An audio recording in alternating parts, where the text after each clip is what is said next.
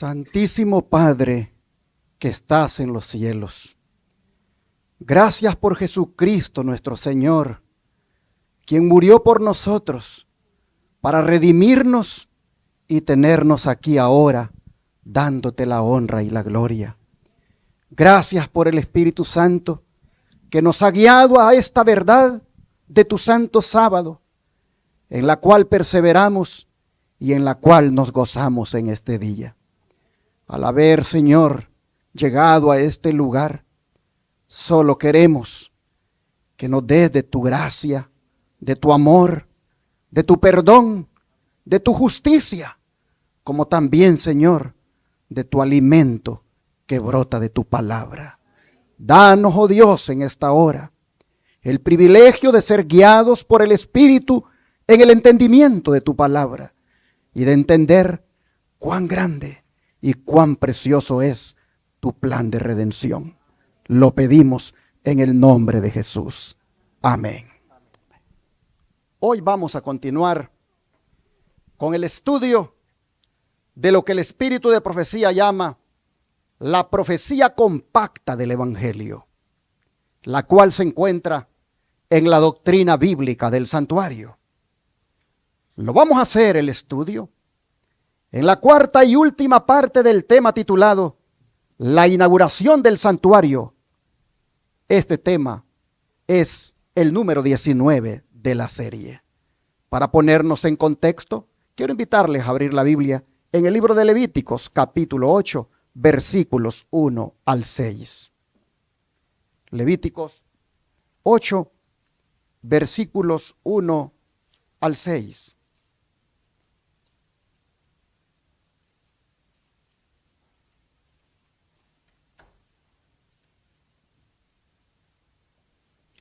Y la Escritura dice de la siguiente manera, muchas gracias.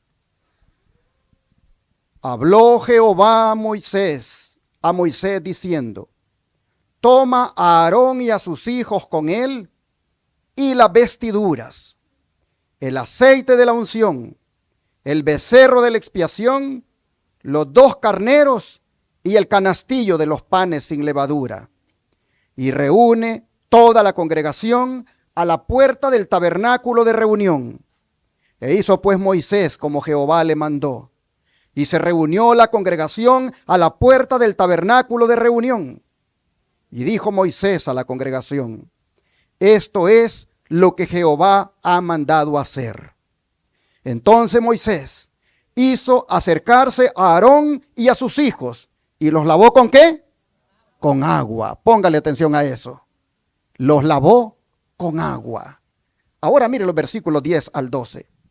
Y tomó Moisés, ¿qué cosa, hermanos? El aceite de la unción. Póngale atención a eso también. Tomó Moisés el aceite de la unción y ungió el tabernáculo y todas las cosas que estaban en él y las santificó. Y roció de él sobre el altar 7 veces y ungió el altar y todos sus utensilios y la fuente y su base para santificarlos. Y derramó del aceite de la unción sobre la cabeza de Aarón y lo ungió para santificarlo. Ahora vea los versículos 14 al 15. Luego hizo traer el becerro de la expiación y Aarón y sus hijos pusieron sus manos sobre la cabeza del becerro de la expiación y lo degolló. Y Moisés tomó la sangre y puso con su dedo sobre los cuernos del altar alrededor y purificó el altar y echó la demás sangre al pie del altar y lo santificó para reconciliar sobre él y lo degolló. Y lo santificó para reconciliar sobre él. Ahora mire los versículos 18 al 19. Después hizo que trajeran el carnero del holocausto. Y Aarón y sus hijos pusieron sus manos sobre la cabeza del carnero y lo degolló. Y roció Moisés la sangre sobre el altar alrededor.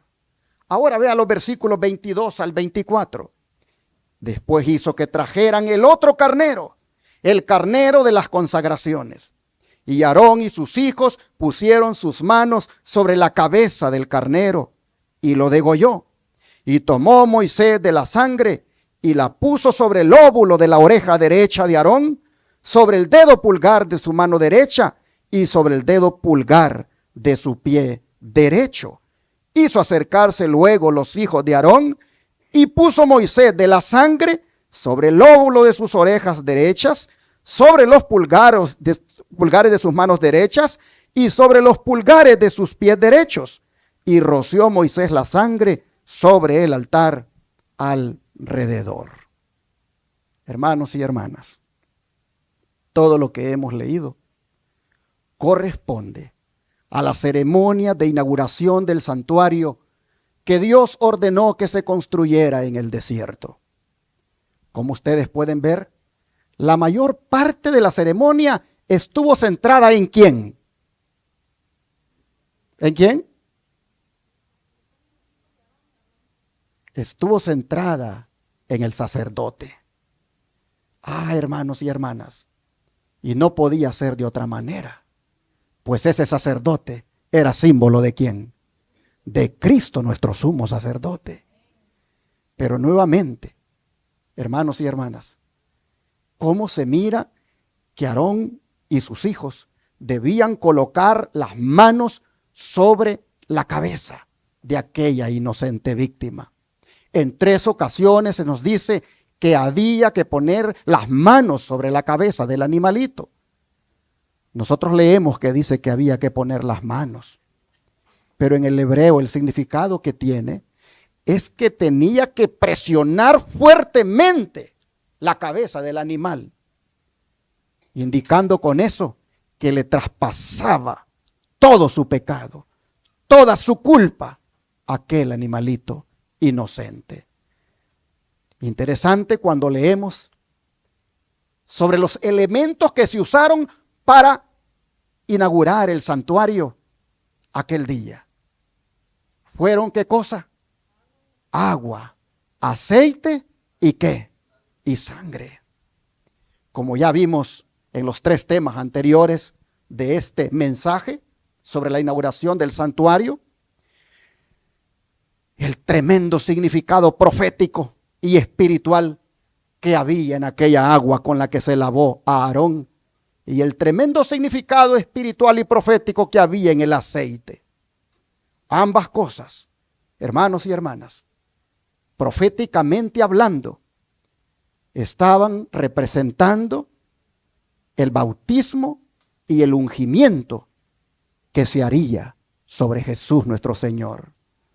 Habiendo visto entonces ese profundo significado del agua y el aceite que se usó en la inauguración del santuario y sobre todo en el sacerdote, vamos a mirar entonces ahora lo que es la sangre, que es el elemento que ha estado haciendo falta de esta serie de estudios, que ya van 4 sobre este tema interesante. Llama la atención que la purificación con sangre fue tanto para el sacerdote como para el santuario. Y esta purificación debía ser completa.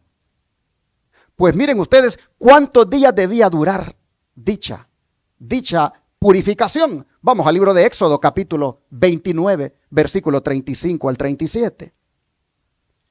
Éxodo 29, versículo 35 al 37.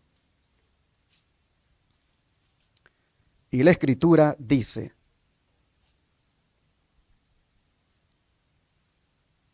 así pues, harás a Aarón y a sus hijos conforme a todo lo que yo te he mandado. Por 7 días los consagrarás. Cada día ofrecerás el becerro del sacrificio por el pecado, para las expiaciones, y purificarás el altar cuando hagas expiación por él, y lo ungirás para santificarlo. Por 7 días harás expiación por el altar y lo santificarás, y será un altar santísimo.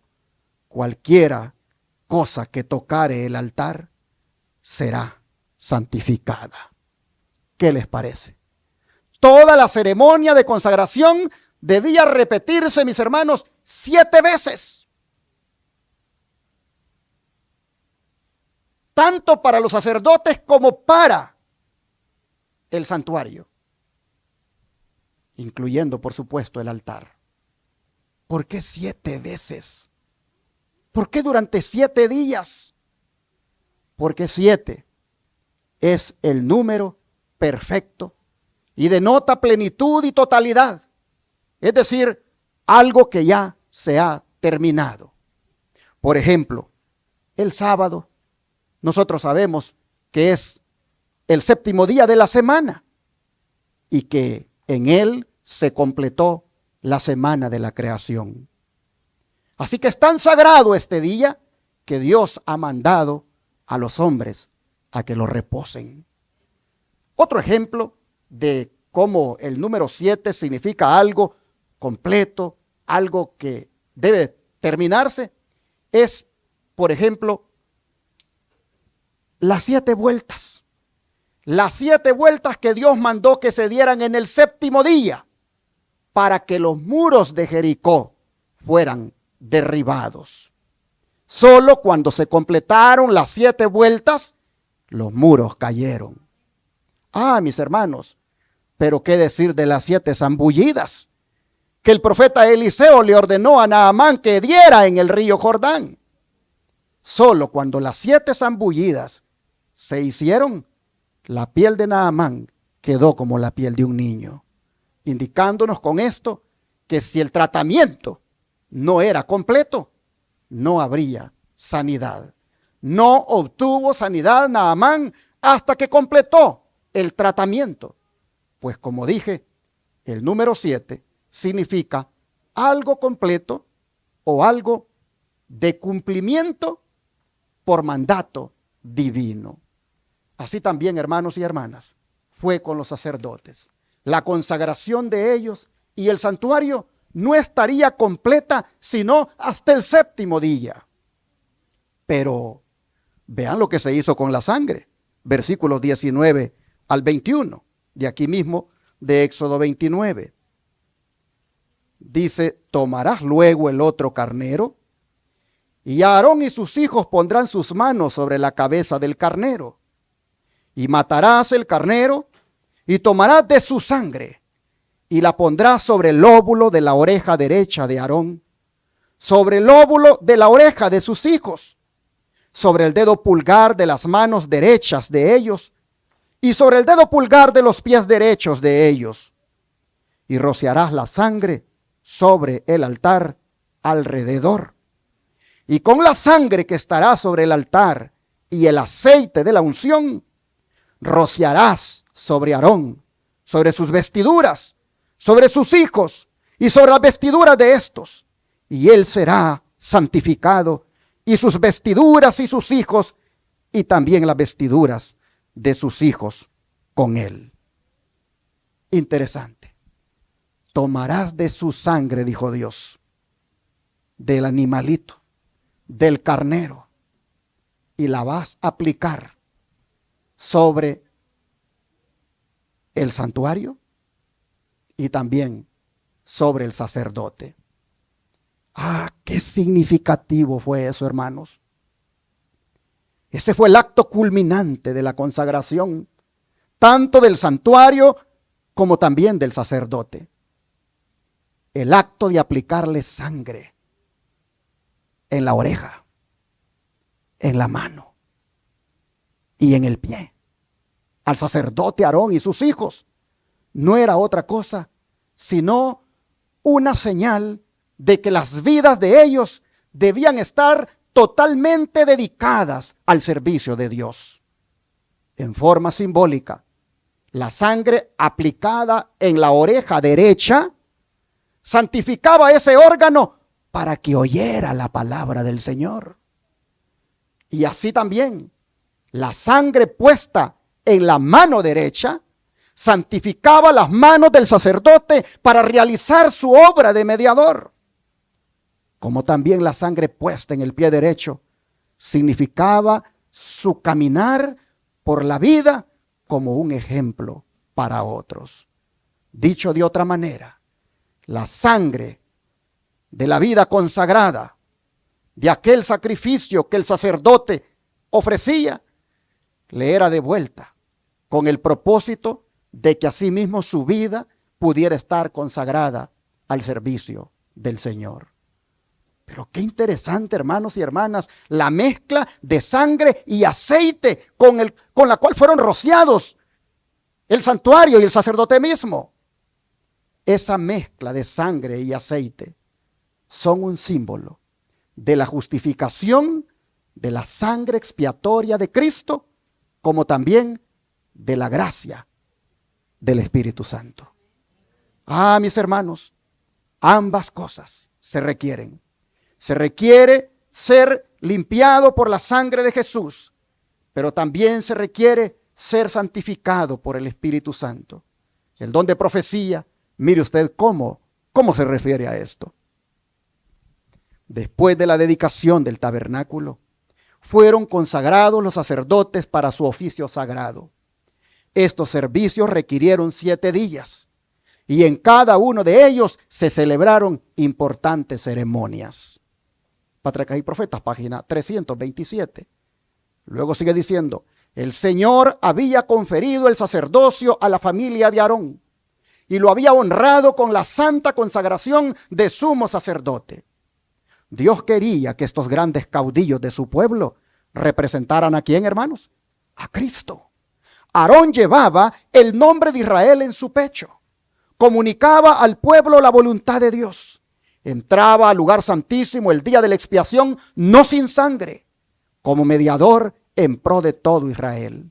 De esa obra pasaba a bendecir a la congregación, como Cristo vendrá a bendecir a su pueblo que le espera cuando termine la obra expiatoria que está haciendo en su favor. Así que, hermanos y hermanas, una vez más vemos que los sacerdotes representaban a Cristo y lo que se hizo con ellos tenía como objetivo simbolizar lo que Cristo haría como nuestro sumo sacerdote. Pero ¿se requirió de Cristo lo mismo que se hizo con el sacerdote Aarón antes de que subiera al santuario celestial a ministrar como sumo sacerdote? Porque llama la atención que todo esto que se está haciendo sobre Aarón y sobre sus hijos es antes de que ministren en el santuario que se ha construido. Ellos no pueden entrar a ministrar en favor del pueblo sin antes pasar por toda esta ceremonia de ser lavados, de ser ungidos y de ser también rociados con sangre. Solo cuando ellos pasaron por esa ceremonia estuvieron listos para entrar a ministrar en favor del pueblo. Si este sacerdocio terrenal era símbolo de Cristo, surge la pregunta: ¿se requirió de Cristo que hiciera lo mismo como el sacerdote Aarón? Es decir, antes que subiera al santuario celestial donde está ministrando por nosotros, ¿se requirió que también él hiciera lo mismo? Es decir, que él también ofreciera un sacrificio. Claro que sí. En el patio del santuario celestial, es decir, en esta tierra, Cristo ofreció no un animal inocente, sino que se ofreció él mismo por ti y por mí. Oh, mis hermanos, Cristo fue la víctima en sacrificio. Él mismo se ofreció como víctima en sacrificio. Vean cómo lo dice el libro de Hebreos capítulo 7, versículo 26 y 27. Hebreos capítulo 7, versículo 26 y 27.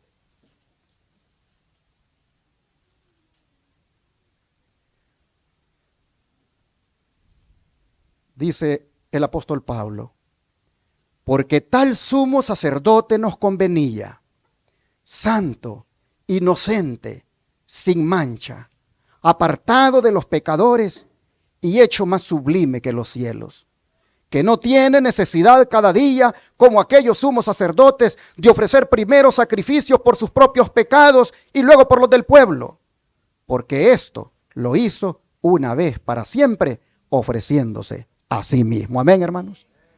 Miren ustedes, llama la atención la frase que dice: esto lo hizo una vez para siempre. La pregunta es: ¿ofreció Cristo una ofrenda por sus propios pecados, como lo hacía el sumo sacerdote, y después por los del pueblo? No, no, hermanos, porque él no tenía pecados propios. Los únicos pecados que él tenía fueron los que él llevó por nosotros.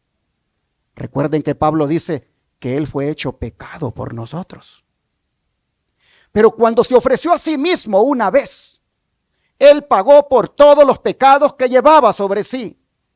Esos pecados que eran nuestros pecados, los llevó en su cuerpo en el madero. Eran suyos únicamente en el sentido de que tomó sobre sí la responsabilidad por ellos. Los llevó allí como nuestro sustituto y garante. Pero al ofrecerse a sí mismo, él allí prácticamente estaba pagando por toda la culpabilidad del pecado de la humanidad que llevaba sobre sí. Cristo, hermanos, fue tanto sacerdote como víctima. Mire cómo el don de profecía lo dice. Así como el sumo sacerdote ponía a un lado sus magníficas ropas pontificias y oficiaba en la ropa blanca de lino del sacerdote común, así también Cristo tomó forma de siervo y ofreció sacrificio, siendo él mismo a la vez el sacerdote y la víctima. Pablo trató de dirigir los pensamientos de sus oyentes hacia el gran sacrificio hecho por el pecado. Señaló los sacrificios que eran sombra de los bienes venideros y presentó entonces a Cristo como la realidad prefigurada por todas esas ceremonias. El objeto al cual todas señalaban como la única fuente de vida y esperanza para el hombre caído. Los santos hombres de la antigüedad se salvaron por la fe en la sangre de Cristo. Mientras miraban la agonía de muerte de las víctimas sacrificadas, contemplaban a través del abismo de los siglos al Cordero de Dios que habría de quitar el pecado del mundo. Hechos de los Apóstoles, página 339. ¿Y por qué habrían de contemplar a Cristo en las víctimas sacrificadas? Pablo nos lo dice aquí en el capítulo 10, versículo 4 de Hebreos. Hebreos 10, versículo 4. ¿Por qué habían de contemplar a Cristo en las víctimas sacrificadas? Dice, porque la sangre de los toros y de los machos cabrillos no puede quitar los pecados. Así que debían necesariamente que mirar a Cristo en las víctimas sacrificadas, quien como víctima se ofreció a sí mismo y él sí pudo quitar el pecado de todos nosotros. Mire cómo Pablo nos lo dice tan claro. Así que, hermanos, no había redentor, no había poder redentor en la sangre del animalito. El ritual anual de matar el toro y el macho cabrillo y enviar un segundo macho cabrillo al desierto era una prefiguración de la verdadera cancelación y la verdadera limpieza que algún día sería provista por una sangre mejor. La sangre de la cual habla Pablo en el capítulo 9, versículo 13 y 14. Leamos. Hebreos 9, versículo 13 y 14. Porque si la sangre de los toros y de los machos cabrillos y las cenizas de la becerra rociadas a los inmundos santifican para la purificación de la carne, cuánto más la sangre de Cristo, el cual mediante el Espíritu eterno se ofreció a sí mismo sin mancha a Dios, limpiará vuestras conciencias de obras muertas para que sirváis al Dios vivo. Lo que Pablo está diciendo aquí, hermanos, es que el valor inherente de la sangre animal sería nulo, pero el valor inherente de la sangre de Cristo sería incalculable. Sin embargo, esa sangre de animales, casi sin valor, aseguraba algunos beneficios al adorador del Antiguo Testamento, pues dice que santifican para la purificación de la carne, es decir, una santificación que daba restauración de pureza exterior y que hacía que fueran aceptados nuevamente como pueblo escogido y consagrado a Dios. Pero interesante, mientras los animales sacrificados del Antiguo Testamento eran víctimas indefensas que las tenían que agarrar, este Cordero de Dios, dice Pablo, que es Cristo, se ofreció a sí mismo sin ninguna mancha. Él no tuvo que ser atrapado para ser muerto. Él se ofreció voluntariamente. Él no tuvo que ser atrapado en una muerte trágica. Él se dio a sí mismo voluntariamente, sabiendo que en todo momento Él tenía poder para rechazar la cruz. Él de todas maneras fue hasta la cruz porque lo miraba a usted y a mí que necesitábamos de salvación. Así, hermanos y hermanas, la sangre de Jesús se combina con el mérito de su acto voluntario. La bendición superior que nos ofrece la sangre de Jesús, hermanos y hermanas, es mucho más profunda que una limpieza ritual como la que recibía el adorador allá en el Antiguo Testamento. Mis hermanos, la sangre de Jesús afecta el estado interior nuestro, pues dice que nos limpia las conciencias de obras muertas para que sirvamos al Dios vivo. La limpieza de conciencia que habla aquí, hermanos, es esa conciencia perfecta. Una conciencia limpia de pecado y de culpa. Solo la sangre de Cristo puede hacer eso. La impotencia de la sangre animal está aquí contrastada o contrapesada con la eficacia de la sangre de Cristo. En la sangre de Jesús, dice Pablo, hay adecuada limpieza para todos. Pero tampoco es una limpieza automática. No nos vayamos a equivocar. Es una limpieza que solo se hace efectiva cuando lo hacemos con la fe en esa sangre. La sangre tiene poder para limpiar, pero no es limpieza automática. Se requiere del creyente que tenga fe en esa sangre.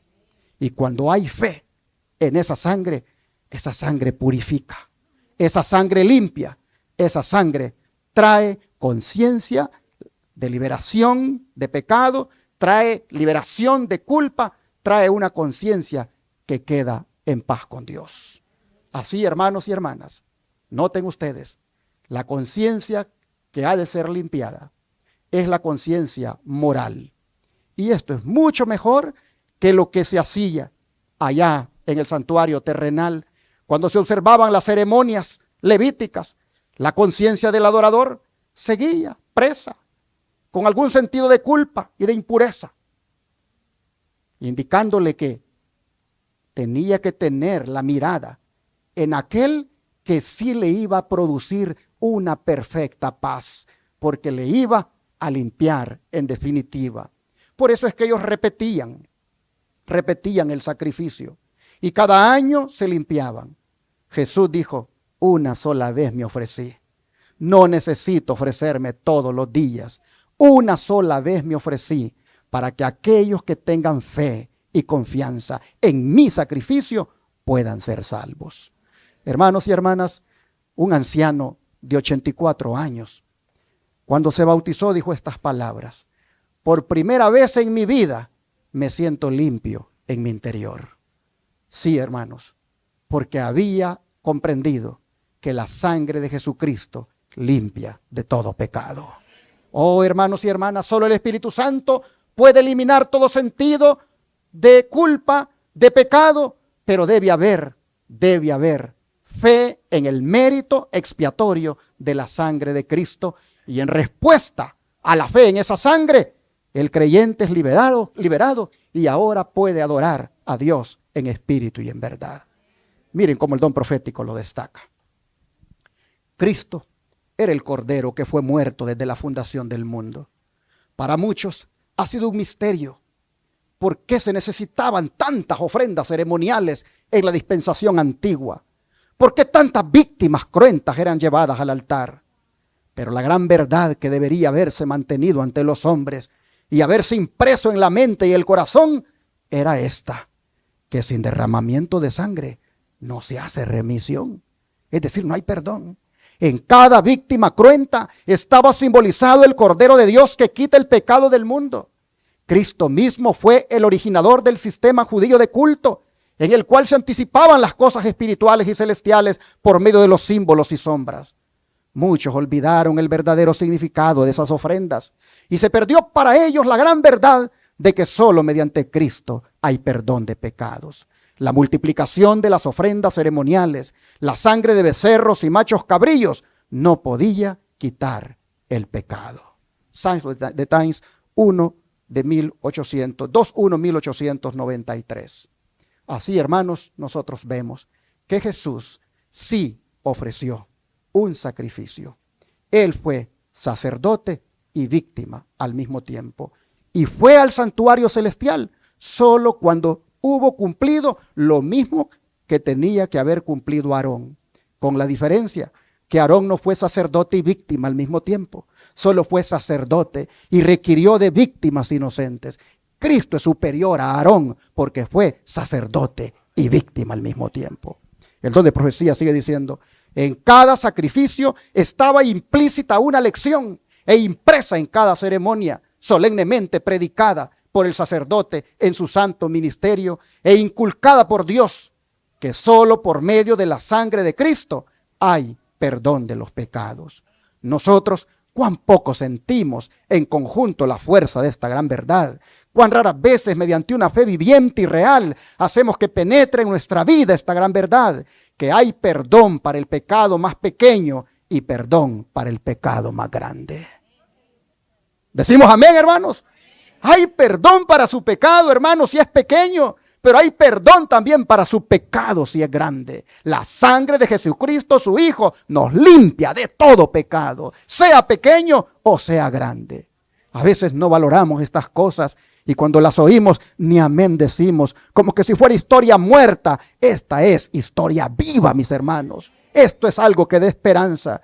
Rivón Herald 21:9, 1886 lo ha dicho. Pero volviendo al contraste entre los sacrificios de animales y el de Cristo, vea lo que dice el apóstol Pablo en Hebreos 10, 5 al 12. Hebreos 10, 5 al 12. Por lo cual, entrando en el mundo, dice: sacrificio y ofrenda no quisiste, mas me preparaste cuerpo. Holocaustos y expiaciones por el pecado no te agradaron. Entonces dije: he aquí que vengo, oh Dios, para hacer tu voluntad, como en el rollo del libro está escrito de mí. Diciendo primero: sacrificio y ofrenda y holocaustos y expiaciones por el pecado no quisiste, ni te agradaron, las cuales cosas se ofrecen según la ley. Y diciendo luego: he aquí que vengo, oh Dios, para hacer tu voluntad. Quítalo primero para establecer esto último. En esa voluntad somos santificados mediante la ofrenda del cuerpo de Cristo hecha una vez para siempre. Y ciertamente todo sacerdote está día tras día ministrando y ofreciendo muchas veces los mismos sacrificios que nunca pueden quitar los pecados. Pero Cristo, habiendo ofrecido una vez para siempre un solo sacrificio por los pecados, se ha sentado a la diestra de Dios. Ah, mis hermanos, qué hermosas palabras. La afirmación de que Dios no quería sacrificio y ofrenda, sin duda se refiere a la presentación de aquellos sacrificios solo para cumplir un requisito ritual, sin una verdadera consagración del corazón. Fue Cristo, hermanos, como ya vimos, quien instituyó el sistema de sacrificios, y si se hubiera cumplido debidamente, habría sido una bendición para los adoradores sinceros, porque Dios, hermanos, no siente agrado con los sacrificios de los adoradores descuidados. O adorar por una rutina nada más. Una vez, dice la Biblia, que se mataron hasta 200 animales en un día. Se llegó a convertir aquello tan ritual, tan rutinario, que hasta se perdió el sentido de qué representaban aquellos animales. Como si se hubiera seguido debidamente la observación de las ceremonias, hubiera sido una bendición para aquellos adoradores. Hermanos, ahora se afirma aquí en este pasaje que lo antiguo había caducado y que Dios no se complacía más en los sacrificios ofrecidos según la ley ritual, y destaca ahora el establecimiento de lo nuevo, afirmando que Cristo hizo la voluntad de Dios al proporcionar el verdadero sacrificio. Y sobre la declaración que dice, me preparaste un cuerpo, vea lo que dice el don de profecía. Cristo estaba por visitar nuestro mundo y encarnarse. Él dice, un cuerpo me has preparado. Si hubiera aparecido con la gloria que tenía con el Padre antes que el mundo fuera, no podríamos haber soportado la luz de su presencia.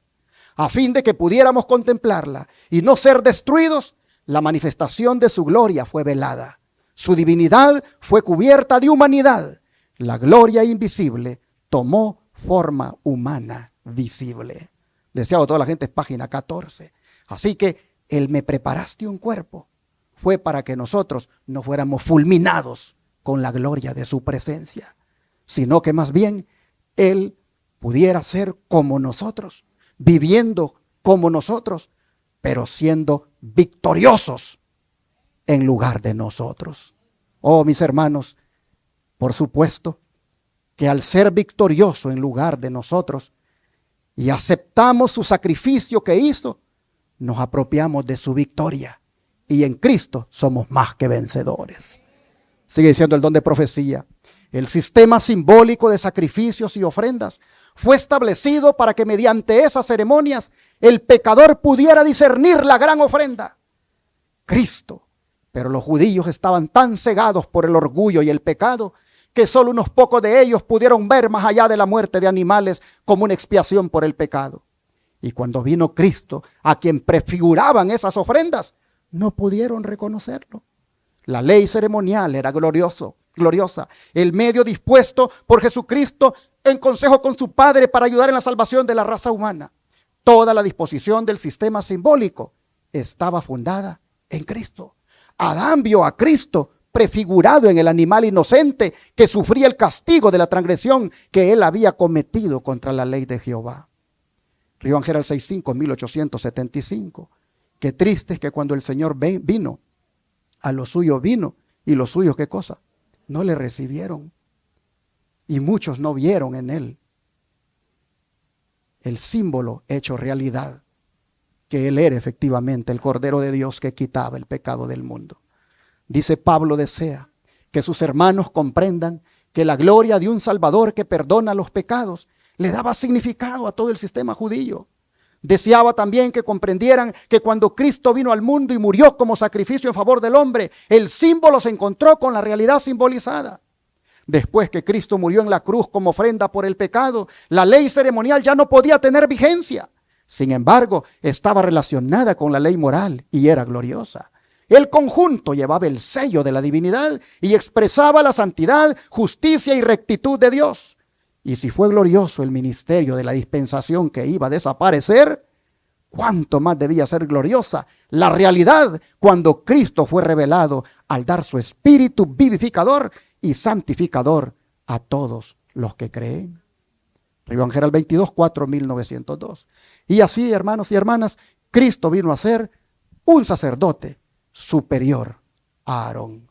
Pues como ya dije, él fue sacerdote y víctima al mismo tiempo.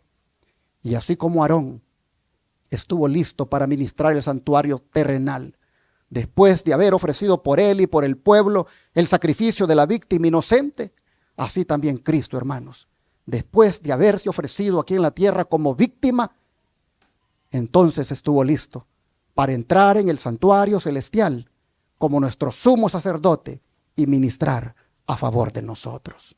Mire cómo lo dice Pablo aquí en Hebreos 9, versículo 24 al 26. Porque no entró Cristo en el santuario hecho de mano, figura del verdadero, sino en el cielo mismo para presentarse ahora por nosotros ante Dios. Y no para ofrecerse muchas veces como entra el sumo sacerdote en el lugar santísimo, sino cada año con sangre ajena. De otra manera le hubiera sido necesario padecer muchas veces desde el principio del mundo. Pero ahora, en la consumación de los siglos, se presentó una vez para siempre por el sacrificio de sí mismo para quitar de en medio, ¿qué cosa, hermanos? El pecado. Quiero llamar su atención a la frase que se presentó en el cielo mismo. Es decir, se presentó en el más amplio y más perfecto tabernáculo no hecho de manos. Interesante que se refiera al santuario como el cielo mismo. Es decir, el santuario celestial se iguala al cielo mismo. Es que ningún edificio terrenal podría representar la grandeza y la gloria que tiene el templo celestial. La morada del Rey de Reyes. El lugar donde millares y millares le sirven y millones de millones están delante de él. El lugar donde los serafines, sus guardianes resplandecientes, hasta se cubren el rostro cuando lo adoran. Y a veces hoy en los templos ni siquiera arrodillarse quieren. Ni siquiera arrodillarse quieren. Si vieran cómo los ángeles adoran a Dios, cubren sus rostros y también se humillan delante de su presencia. Oh, hermanos, deben ser momentos de gran solemnidad cuando venimos a adorar a Dios. Ya lo he dicho y lo voy a contar otra vez. Estaba en el templo hace muchos años, cuando llegó un muchacho con una bolsita aquí en sus manos y se sentó cerca donde yo estaba, y de la bolsa plástica comenzó a sacar su Biblia. Él se había sentado como, no adelante, pero bastante cerca de la delantera, de las primeras bancas. Él vivía en un lugar donde no habían buses para llegar y era de noche el servicio. Y ya eran las 9 de la noche. Y él tenía que caminar 1 hora a pie para llegar a su casa. El muchacho no era adventista, era un muchacho pentecostal. Pero había llegado ese día porque fue invitado a la campaña evangelística que estábamos teniendo. Pero me llamó la atención cuando él miró que ya era noche y no terminaba la predicación y sabía que le quedaba 1 hora para llegar a su cantón, como le decimos en nuestro país. Hermanos, el muchacho agarró la Biblia, la volvió a meter a la bolsa y salió delante de todos nosotros así, caminando para atrás, en retroceso, porque no le quería dar la espalda a la palabra del Señor. Oh, yo dije, qué tremenda lección. Y a veces nosotros, hermanos, no podemos ir al baño antes de comenzar el sermón, sino que a la hora del sermón, allí queremos salir para el baño. Y ahí estamos entrando y saliendo. Deberíamos de considerar delante de quién estamos y la voz de quién estamos escuchando. Yo soy un hombre cualquiera, pero yo estoy hablando la palabra de mi Dios y se las muestro con el don de profecía. Hay que respetar este momento. Miren los ángeles. Los ángeles cubren sus rostros cuando adoran a Dios. Nosotros debemos tener una alta reverencia, un concepto elevadísimo de lo que es estar ante la presencia de Dios. Oh, mis hermanos, el cielo se igualó a ese santuario donde millares y millares lo adoran. ¿Y cuándo dice que entró en ese santuario? Pablo dice, ahora. ¿Qué significa eso? Que él pone de relieve el hecho de que Cristo está ministrando ahora por cada uno de nosotros. Cristo, como sumo sacerdote, está ministrando en favor de nosotros. De manera, dice Pablo, que ya no necesitamos depender del sistema levítico, de esas glorias que ya caducaron. Ahora dependemos de la gloria que hay en el nuevo pacto. ¿Y qué hace Cristo en el santuario celestial, hermanos? Ministra por nosotros o a favor de nosotros. Intercede por nosotros. Por eso el apóstol Juan dice, si alguno hubiere pecado, abogado, dice, ¿qué cosa? Tenemos para con el Padre a Jesucristo el justo. tenemos a uno en el cielo que está a favor nuestro, que intercede por nosotros. Hermanos y hermanas, por supuesto no lo hace de una manera automática, sino solo de aquellos que le han aceptado como su único Salvador y creen por la fe en Él como la única expiación para su vida. Oh, mis hermanos, ¿y ante quién ministra? Dice, ministra ante Dios. Esto lo hace superior a Aarón, quien cuando ministraba solo podía llegar hasta allí, enfrente del velo del lugar santísimo, y una vez al año podía penetrar, pero solo podía llegar hasta la tapa llamada propiciatorio del arca del pacto. En cambio, Cristo como sumo sacerdote ministra ante Dios. Cristo ha penetrado adentro del velo y está allí ofreciendo ese sacrificio expiatorio por cada uno de nosotros. No lo hace una sola vez al año, sino que lo hace para siempre, hasta cuando Él diga, consumado es. Oh, mis hermanos, esta grande y maravillosa verdad que Pablo nos da, Él la acompaña con las palabras más animadoras que se encuentran aquí en Hebreos 10, versículo 19 al 22. Hebreos 10, 19 al 22. Así que, hermanos, teniendo libertad para entrar en el lugar santísimo, ¿por qué cosa?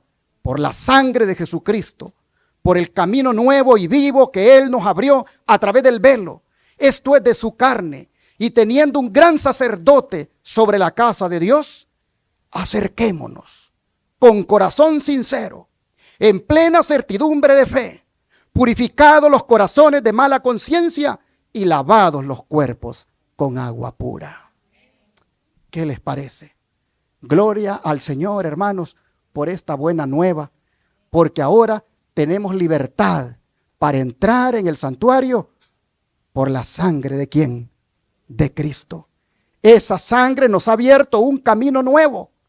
Es decir, no había existido antes, porque el antiguo pacto no tenía ese camino. El camino nuevo, en este caso, se centra en una persona que vive eternamente. Él es el camino, la verdad y la vida. Él está en agudo contraste con los sacrificios muertos que se ofrecían bajo el antiguo pacto. Por eso dice Pablo, acerquémonos a Él con toda confianza. Y esto de acercarnos no es sino tener una íntima comunión con Él, tener una participación con Él. Interesante. Hay que hacerlo, dice Pablo, cumpliendo con 4 condiciones.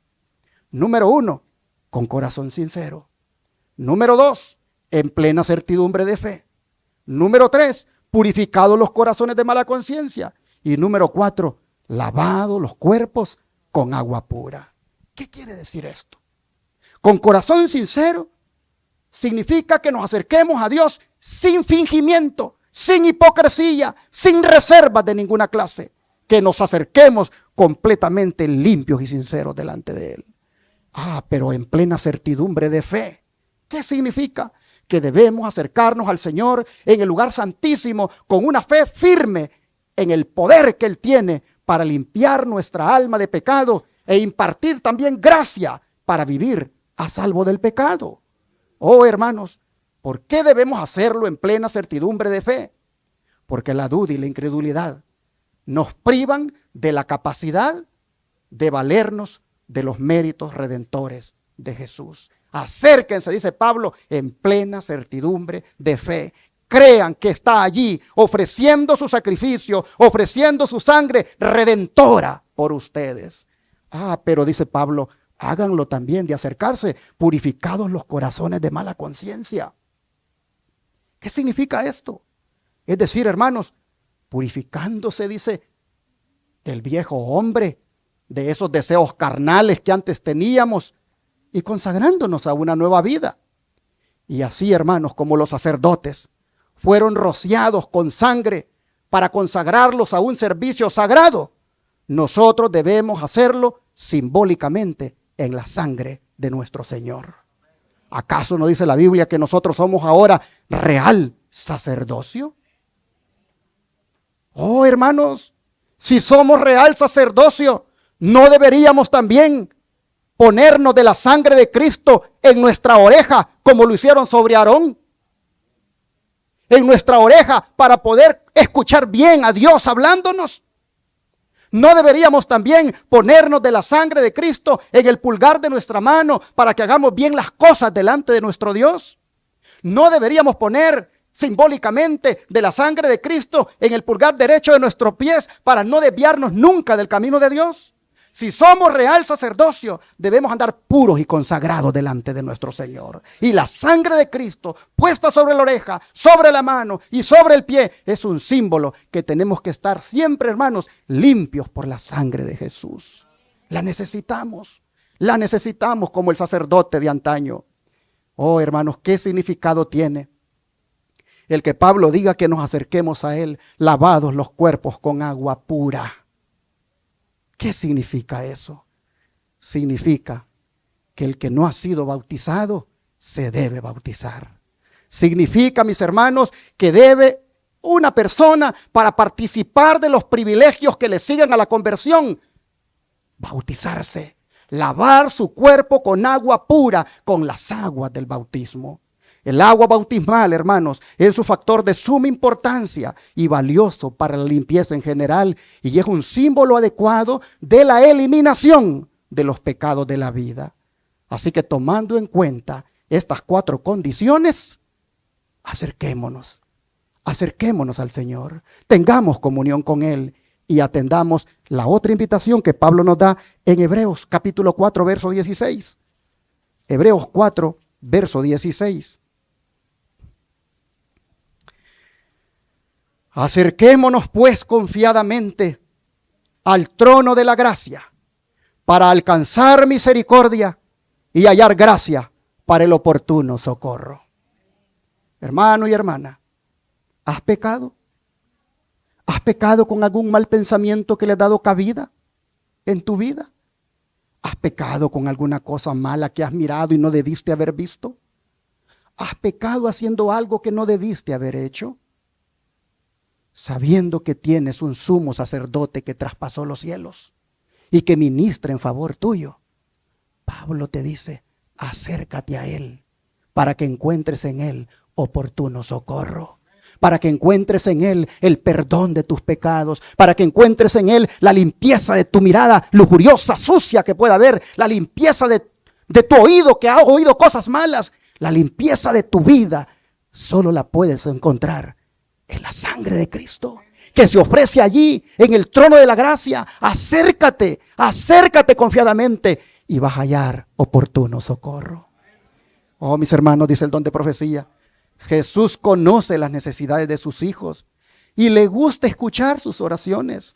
Que sus hijos se aparten del mundo y de todo lo que pudiera apartar los pensamientos de Dios, y que sientan que están solos con el Señor. Que su ojo contempla lo más profundo del corazón y lee los deseos del alma, y que pueden hablar con Dios. Con fe humilde podéis pedir el cumplimiento de sus promesas y sentir que aunque no tenéis nada en vosotros mismos que pudiera serviros para suplicar el favor de Dios debido a los méritos y la justicia de Cristo, podéis acercaros confiadamente al trono de la gracia para hallar socorro en el momento oportuno. Nada puede fortalecer tanto al alma para resistir las tentaciones de Satanás en el gran conflicto de la vida como buscar a Dios en humildad y presentar delante de Él vuestra alma en toda su indigencia, a la espera de que Él será vuestro ayudador y defensor. Con la fe confiada de un niñito, hemos de acudir a nuestro Padre Celestial, contándole todas nuestras necesidades. Él siempre está listo para perdonarnos y ayudarnos. Dios nos cuida, página 20. Pero para no abusar de su gracia, mire también lo que el don de profecía nos dice. Jesús está ahora en el lugar santísimo para presentarse por nosotros delante de Dios. Allí no cesa momento tras momento de presentar a su pueblo completo en Él. Pero porque somos presentados así ante el Padre Celestial, no debemos imaginarnos que debemos abusar de su misericordia y volvernos descuidados, indiferentes y desenfrenados. Cristo no es ministro de pecado. Somos completos en Él, aceptados en el amado, pero solo si permanecemos en Él por fe. Signs of the Time 4, 7892. Me llama la atención que Cristo no es ministro de pecado. Por lo tanto, no abusemos de la gracia. Mantengámonos en la medida en que vemos a Cristo, en la medida en que estamos con Cristo. Mantengámonos, hermanos, odiando el pecado, rechazando el pecado, no transigiendo con él, no jugando con él, no acariciándolo, porque Cristo tampoco es ministro de pecado.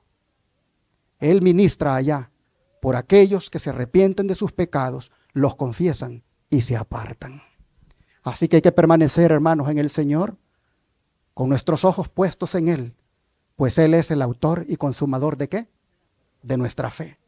Y así, de esta manera, este día, hemos extraído una lección más de la inauguración del santuario en el desierto, con lo que Cristo hizo antes de entrar en el santuario celestial. La sangre derramada por Él inocentemente es ofrecida por todo aquel que desee ser libre de la esclavitud. Así lo dijo el apóstol Pedro. Miren ustedes, Primera de Pedro, capítulo 1, versículos 18 y 19.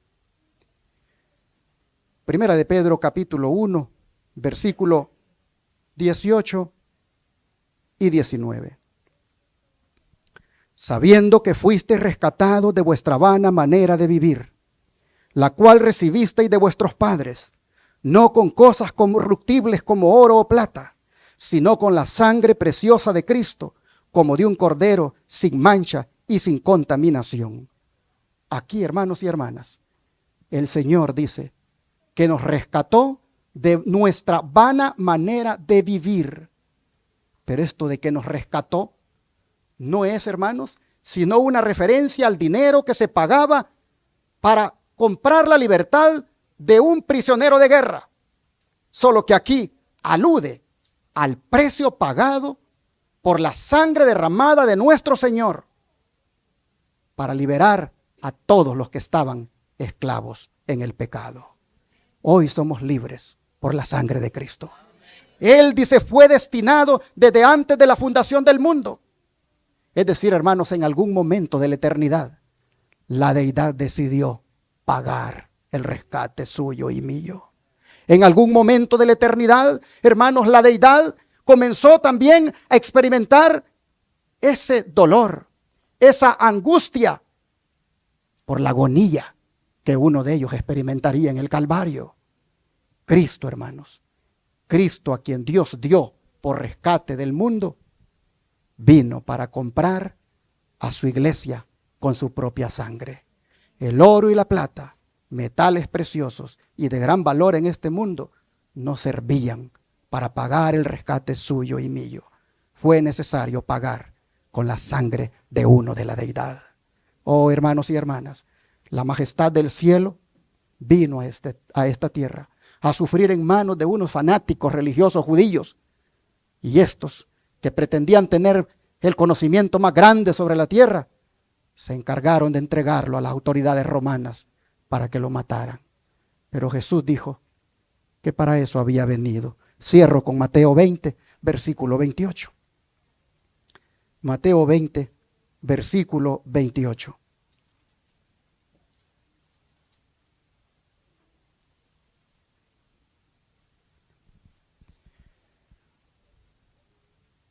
Como el Hijo del Hombre no vino para ser servido, sino para servir y para dar su vida en rescate por muchos.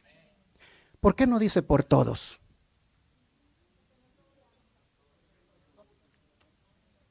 Miren ustedes, para dar su vida en rescate por muchos, no por todos, sino por aquellos que crean en ese rescate, en esa sangre expiatoria, por muchos dentro de todos, los que acepten ese sacrificio.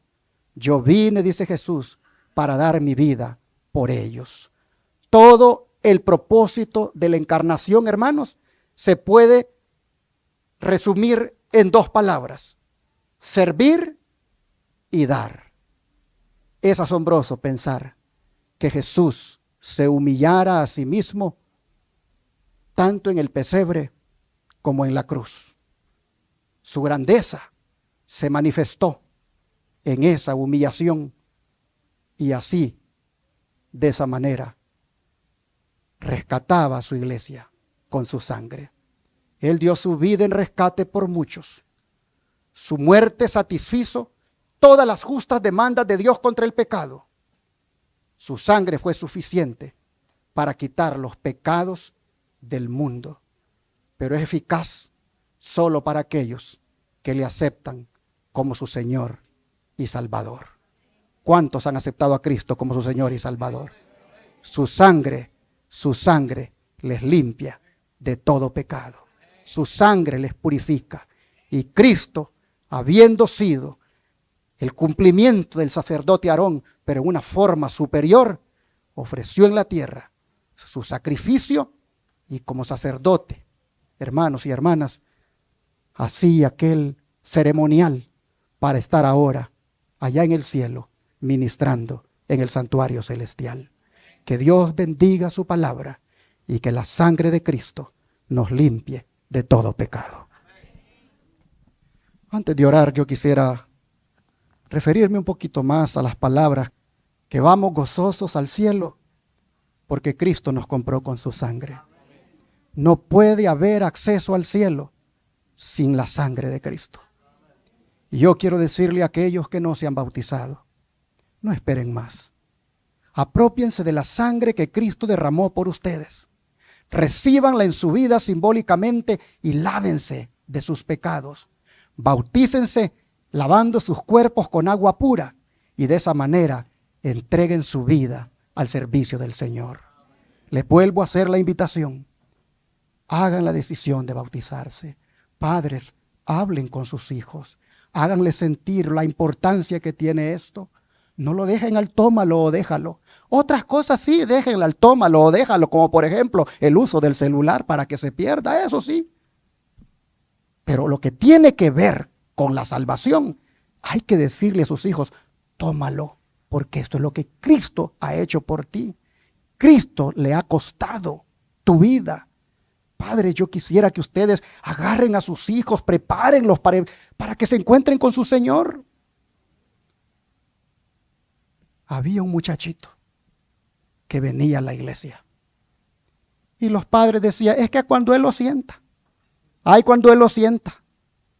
Un día tuvo un accidente en la calle y murió en la calle.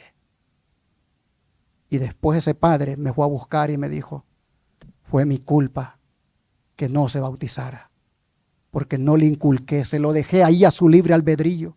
No es que lo vas a obligar, pero debes hacerle esa conciencia. Estás en la edad ya de entregar tu vida al Señor. Saben que en nuestros países no se tiene privilegios adelante, no se tiene participaciones de lecturas bíblicas, ni de orar, ni de nada, sino solamente cuando ya son bautizados. Aquí debería de ser igual, para que los niños valoren la importancia que tiene de ministrar al pueblo de Dios. Ellos deberían bajar a las aguas del bautismo, porque aman a su Señor, y para que también puedan participar de los privilegios de ministrar al pueblo de Dios. Habiendo visto este tema, hermanos, yo quisiera decirles que le pidamos a Jesús nuevamente que nos lave en su sangre. Vamos a arrodillarnos para orar.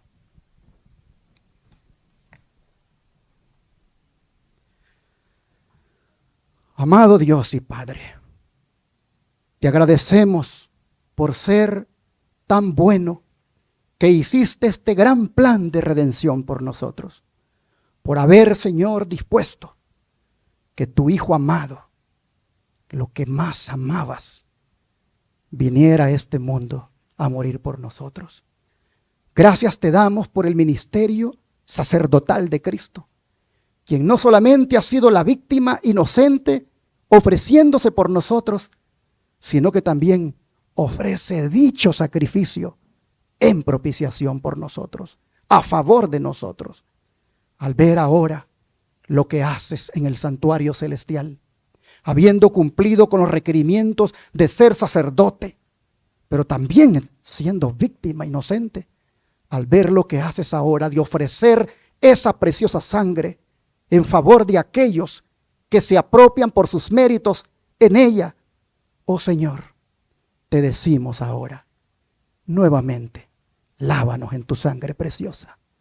Límpianos de toda contaminación. Purifica nuestras vidas. Señor, con esa sangre derramada, te rogamos, nos des el perdón de todos nuestros pecados. Ayuda, Señor, a todos aquí, a que apreciemos tanto tu plan de salvación, que no volvamos a pecar. Y que más bien con la sangre de Cristo, cada día nos limpiemos y oigamos y hagamos lo que es recto delante de nuestro Dios. Padre, te ruego por aquellos que no se han bautizado, que toque sus corazones, que el enemigo no siga, Señor, endureciéndolo. Te ruego que tú se los toques y les hagas ver cómo ha llegado la hora de entregar su vida al Señor. Padre, te pido que tu Espíritu Santo les haga el llamado y que pronto podamos verles bajando en las aguas del bautismo. Oh Señor, bendice a tu pueblo.